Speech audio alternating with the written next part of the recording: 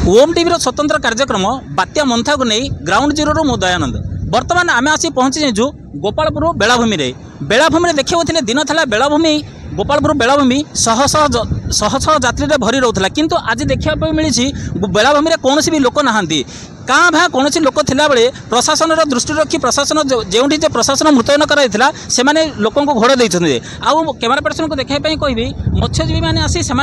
डंगा को बाहर रखिदे एवं सेमानकर जीविका यही 2-3 दिन जो बंद रही से आसी मन दुखर भी बसिंट यही जो लहड़ा देखते यही लहड़ा क्यों साधारण लहड़ा नुहे यह बात्या मंथार लहड़ा बात्या मंथा जितेबाला आसूची जिते पाखे पाखे आसूची समुद्र लहड़ी से अधिक अधिक बढ़ी बढ़ी जाऊँगी बर्तमान जहाँ देखा मिली समुद्र गोपालपुर बेलाभूमि समुद्र में पवनर बेग बर्तमान 40 ରୁ 50 किलोमीटर बेगर बहिबा चलुची